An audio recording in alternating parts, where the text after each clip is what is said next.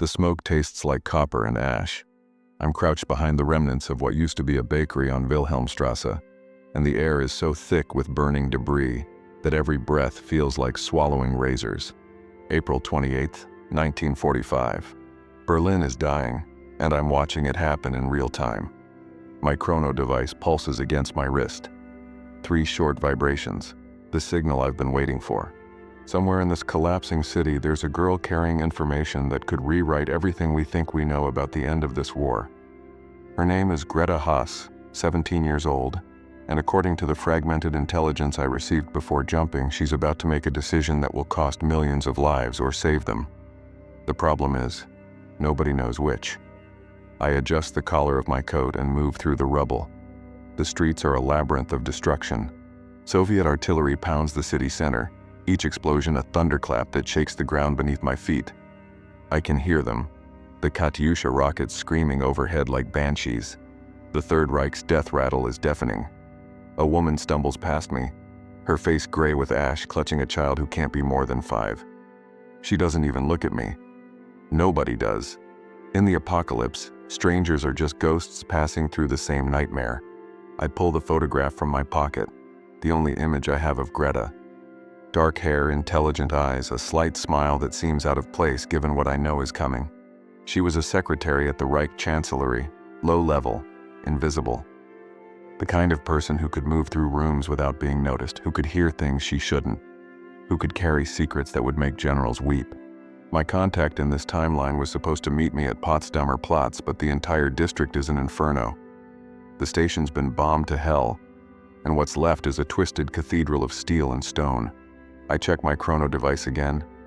The temporal signature is moving. Southeast, toward the river. That's when I hear the scream.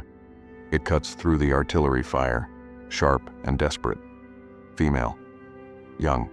I'm running before my brain catches up with my legs vaulting over a collapsed wall, my boots crunching on broken glass. The scream comes again, closer now, and I round a corner to find them. 3 Soviet soldiers. 1 girl pressed against a bullet-riddled wall. She's fighting like a wildcat, all fury and desperation, but she's outnumbered and they know it. The tallest one has her wrists pinned, laughing while his companions watch. Her dress is torn at the shoulder, her face is bleeding. "Hey!" My voice comes out like a whip crack. They turn. The tall one's smile fades when he sees me. I don't look like Wehrmacht. My coat's too foreign, too clean. But I don't look like Red Army either, and that makes me dangerous in a different way. "Walk away," I say in Russian. It's not a request. The tall one releases the girl and takes a step toward me. He's got at least 40 pounds on me, and his rifle is slung across his back. His hand moves toward it. I'm faster. My fist catches him in the throat, not hard enough to kill, but hard enough to drop him. He goes down gasping and his friends freeze. I don't give them time to think. I pull my chrono device up, let them see the blue light pulsing from the mechanism on my wrist. It's enough. In a city full of secret weapons and last-ditch Nazi technology, nobody wants to find out what the glowing bracelet does. "Leave," I say, "now." They grab their friend and run.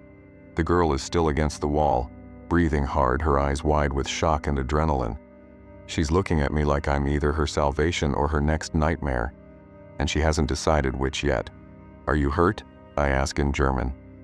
She shakes her head, but I can see the lie. Her hands are trembling, and there's blood running down her temple. She's in shock. "What's your name?" "Anna," she whispers. Then louder, "Anna Richter." Not Greta. Wrong girl. Wrong rescue. But I can't just leave her here. "Can you walk?" She nods, pushes herself off the wall. I can see her trying to pull herself together, trying to be strong. She's maybe 19, 20 at most. Too young for any of this. "There's a shelter 2 blocks south," she says, "in the U-Bahn tunnel. I was trying to reach it when they..." She doesn't finish. "I'll take you there." We move through the ruins together, her staying close to my side. The artillery has gotten worse. The Soviets are closing in, tightening the noose around the city center. Somewhere nearby I can hear small arms fire. Maybe resistance, maybe just desperate people making their last stand. "Why did you help me?" Anna asks suddenly. "Because you needed help. That's not a reason. Not here. Not now. I glance at her. She's right, of course. In Berlin, April 1945, survival means looking out for yourself. Compassion is a luxury nobody can afford. Let's just say I don't like bullies, I tell her. We reach the U-Bahn entrance, a gaping mouth of darkness that leads down into the earth. I can hear voices echoing up from below, dozens of people huddled in the tunnels, waiting for the end. Anna stops at the threshold. Come with me, she says. It's safer down there. I can't, I'm looking for someone. In this? She gestures at the burning city. You'll die out here. Maybe. But I still have to try. She studies me for a long moment, and I can see her making calculations, trying to figure out who I am, what I am. You're not German, she says finally. Not really. Your accent is wrong. No, I'm not. And you're looking for someone specific, someone important. Smart girl. Her name is Greta Haas, I say. There's no point lying now. Do you know her? Anna's expression changes. Surprise, then fear, then something else I can't quite read. Everyone knows Greta, she says quietly. She worked in the chancellery. She disappeared 3 days ago. Disappeared. The SS came for her, took her in the middle of the night. There were rumors. They said she'd stolen something, documents maybe, or photographs. They said she was a traitor. My blood runs cold. If the SS have her, she's either dead or she's been interrogated. And if she's been interrogated, whatever secret she was carrying is already compromised. Do you know where they would have taken her? Anna hesitates, and I can see the war happening behind her eyes. The part of her that wants to help fighting against the part that wants to survive. There's a building, she says finally, near Anhalter Bahnhof. The Gestapo used it for interrogations, but that was before. I don't know if it's still standing. Show me. Are you insane? That's suicide. Then tell me how to get there. She closes her eyes, takes a breath. When she opens them again, there's steel there. I'll take you, she says, but you owe me. If we survive this, you owe me. Deal. We move back into the ruins, heading southwest now, deeper into the heart of the dying city. The streets are emptier here. Whoever could flee has fled, and whoever's left is either hiding or fighting. The air smells like cordite and death. Anna moves with surprising confidence, navigating the rubble like she's memorized every broken street. We pass bodies, Wehrmacht soldiers, civilians, a child's doll lying in a pool of blood. I try not to look too closely. Some images burn themselves into your soul whether you want them to or not. Why are you really here? Anna asks, as we climb over the wreckage of a collapsed tram. I told you I'm looking for Greta. That's what you're doing, not why you're doing it. I could lie, should lie, but something about her directness, her refusal to look away from the truth makes me want to be honest. Because someone has to, I say. Because if I don't, something terrible is going to happen. Something worse than all this. Worse than Berlin burning? Worse than millions dead? Yes. She doesn't ask me to explain, and I'm grateful. Some things can't be explained, not in ways that make sense. We reach Anhalter Bahnhof, or what's left of it. The train station is a skeleton, its glass roof shattered, its platforms cratered by bombs. The building Anna described is nearby, a 4-story structure that's somehow still standing despite missing most of its eastern wall. There, she says, pointing. The basement, that's where they brought people. I scan the building. No movement, no lights. It could be abandoned, or it could be a trap. Only one way to find out. Stay here, I tell Anna. Not a chance. You need someone to watch your back. This isn't your fight. It became my fight when you saved my life, she says flatly. Now move, before I change my mind. We approach the building carefully, using the rubble for cover. The front entrance is blocked by debris, but there's a side door hanging off its hinges. I push it open slowly and we slip inside. The interior is darkness and rot. My eyes adjust slowly, picking out details. Overturned furniture, scattered papers, bullet holes in the walls. There's a smell here that makes my stomach turn. The sweet, sick odor of decay. Basement stairs should be at the end of the hall, Anna whispers. We move forward, and with each step I'm more certain we're too late. Whatever happened here happened days ago. The building has been abandoned. left to rot like everything else in this city. Then I hear it. A sound. Faint. Barely audible over the distant artillery. Sobbing. I break into a run, Anna close behind me. We find the basement stairs and descend into deeper darkness. At the bottom there's a corridor lined with doors, cells. Most are open, empty. But one, at the very end, is closed. I reach it and pull on the handle. Locked. Stand back, I tell Anna. I kick the door once, twice. The wood splinters and gives way. Inside, huddled in the corner on a pile of filthy straw, is a girl. Dark hair, intelligent eyes, face bruised and swollen, Greta Haas. She looks up at me with an expression I've seen before, in a dozen different timelines, in 100 different wars. The look of someone who's given up hope and can't quite believe it might have returned. It's okay, I say gently, stepping into the cell. I'm here to help. My name is Nicola. Can you stand? She tries, fails. Her legs are shaking too badly. I move closer and offer my hand. She takes it, her fingers ice cold despite the close air. They left, she whispers. 2 days ago. Just left me here. Can you walk? I think so. I help her up and Anna appears in the doorway, her face pale. We need to move, Anna says. I hear something upstairs. We're halfway down the corridor when I hear it too. Boots, multiple sets moving fast. German voices, sharp with command. SS. We reach the stairs and I risk a glance up. 3 of them, maybe 4, moving through the ground floor with weapons drawn. They know we're here.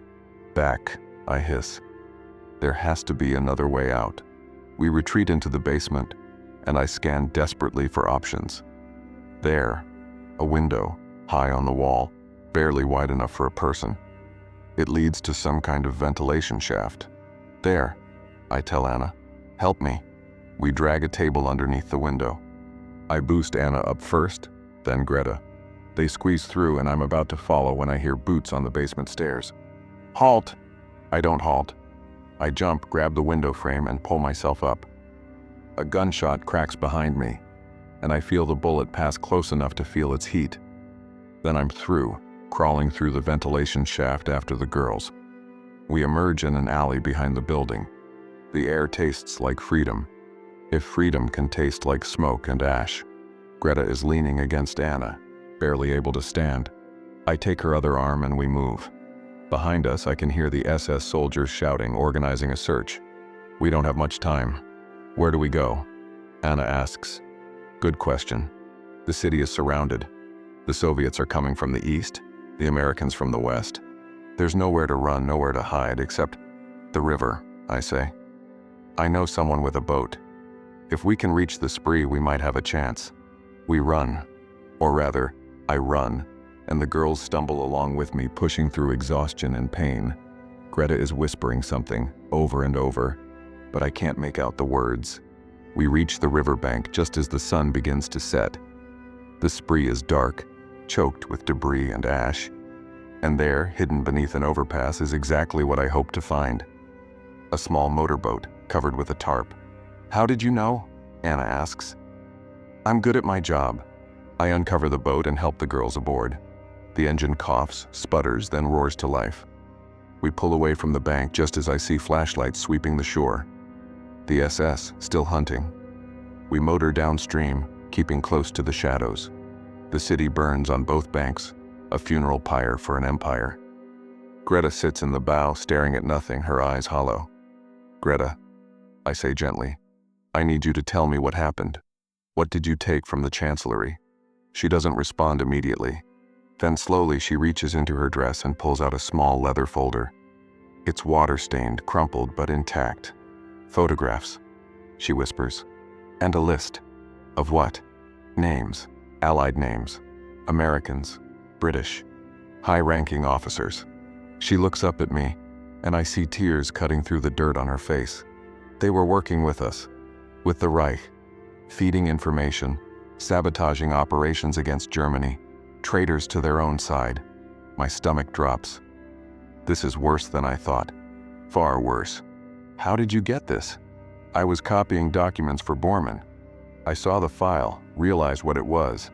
I couldn't let it stay there, couldn't let them use it. Use it how? As insurance, as leverage. Hitler was planning to release it if the Allies didn't negotiate a conditional surrender. Proof that the West couldn't be trusted, that their own leaders were selling them out. It would have torn the alliance apart. I understand now. The historical record says Hitler died on April 30th, 2 days from now, and that Germany surrendered unconditionally. But if this information had been released, if the Western Allies had been exposed as compromised, the entire post-war order would have collapsed.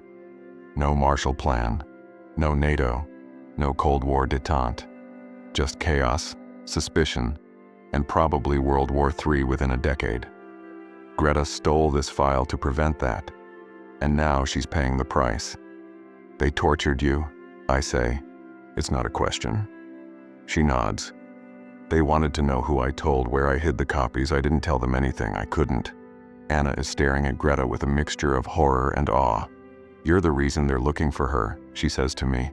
You came all this way for those photographs. Yes. Why? What are you? I meet her eyes. Someone trying to make sure the future doesn't fall apart. We travel in silence for a while. The engines rumble, the only sound. The river curves away from the city center, toward the western suburbs. The bombing is lighter here, the destruction less total. We might actually make it. Where are we going? Greta asks. American lines. They've pushed to Teltow. If we can reach them, we can get you out. And then what? Then you live. You survive. And these photographs get to people who will make sure they never see the light of day. She looks down at the folder in her hands. All those men. They'll get away with it. The traitors. Maybe. Or maybe they'll be dealt with quietly. But either way, the alliance holds. The war ends. Millions of people get to go home. Is that justice? No, I admit. But it's survival. Sometimes that's all we get. The boat rounds a bend, and I see lights ahead. Searchlights, but not German. American. We're close. Then the engine sputters and dies. No, I mutter, pulling the starter cord. Nothing. I try again. Still nothing. We're drifting now, losing momentum, and the lights are still a kilometer away. What's wrong? Anna asks. Out of fuel, or the engine's dead. Either way, we're not making it there on the motor. I look around. There are oars secured to the side of the boat. I grab them and start rowing. The current is against us, and every meter feels like a kilometer. My shoulders burn, but I keep going. Greta is watching me with those hollow eyes. Why? She asks suddenly. Why risk your life for this, for me? I pause, panting. Because someone has to care. Someone has to believe that the right thing matters, even when it's hard, even when it costs everything. If we stop believing that, we're no better than the people we're fighting. That's naive. Maybe, but it's kept me going this far. We're close now. Close enough that I can hear voices from the American positions, see the shapes of soldiers moving along the bank. I row harder, pushing through the exhaustion. Halt! The voice comes from the shore, amplified through a megaphone. Identify yourselves. Civilians, I shout back in English. 3 civilians. We need help. A searchlight swings onto us, blindingly bright. For a moment, everything is washed out, colorless. Then I hear the distinctive sound of rifles being lowered, orders being given. Come ashore, slowly.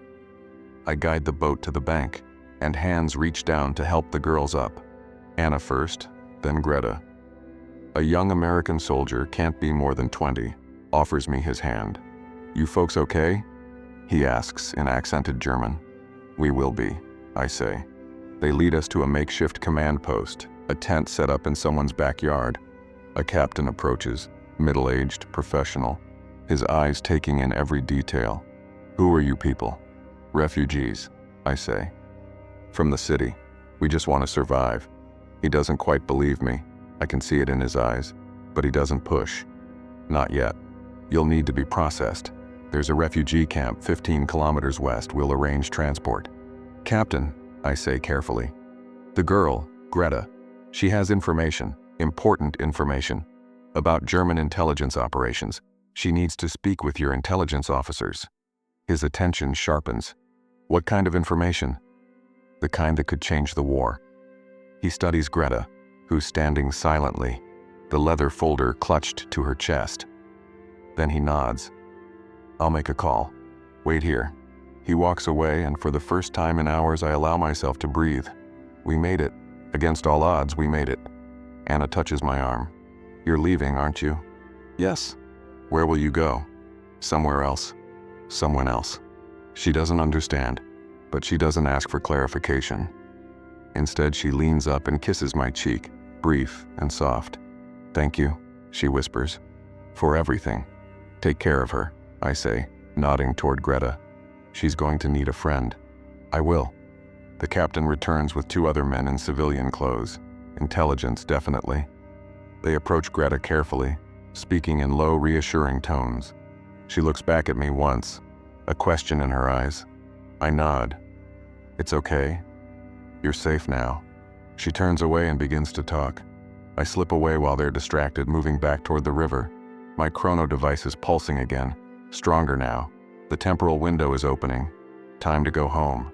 I find a quiet spot behind a ruined shed and activate the device. The world around me begins to blur, colors bleeding together, sounds distorting. The last thing I see is Anna, standing at the edge of the camp, watching me disappear. Then I'm falling through the void, through time itself, and Berlin 1945 is fading into memory. I land hard in the extraction chamber, the white walls and sterile lighting of headquarters, a stark contrast to the smoke and ruins I left behind. Technicians rush forward, checking readings, asking questions. I wave them off. Debriefing in an hour, I mutter. I need a shower and a drink, in that order. My supervisor, Director Chen, is waiting in the corridor. She's a small woman with steel eyes and no patience for excuses. Did you recover the documents? She asks. Yes. The Americans have them. They'll be properly disposed of. And the girl? Safe. Both of them. She nods, satisfied. Good work, Brown. Get some rest. Your next assignment is in 3 days. I head to my quarters, strip off the smoke-stained coat and step into the shower. The water is scalding, but I don't care.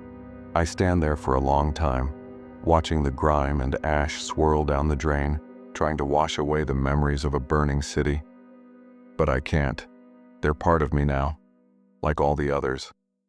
All the cities, all the wars, all the people I've saved or failed to save. The weight of history, carried in one man's heart. I think about Greta, about the courage it took to steal those documents, to endure torture to survive. I think about Anna, who chose to help a stranger even when survival meant looking out only for yourself. I think about all the people who didn't make it out, who died in the rubble and smoke while empires crumbled around them. History remembers the great men, the generals and politicians who shaped the world with their decisions. But it's built on the backs of people like Greta and Anna, ordinary people who did extraordinary things because they believed it mattered. I dry off and collapse onto my bed. Sleep won't come easy tonight. It never does after Berlin, but I'll be ready in 3 days. There's always another mission, another crisis, another chance to make sure the future doesn't fall apart. Because someone has to care. Someone has to believe that the right thing matters. Even if it's just one man, moving through time, trying to hold the world together one thread at a time. I close my eyes and let the darkness take me. Somewhere in a timeline I'll never visit, Greta Haas is building a new life. The photographs she carried have been quietly destroyed. The traitors they exposed dealt with in shadows. The alliance holds. The war ends. Millions go home. And I move on to the next crisis, the next impossible choice, the next chance to prove that hope isn't just naive. It's necessary. The chrono device on my wrist pulses once, a gentle reminder that time waits for no one. Not even a chrononaut.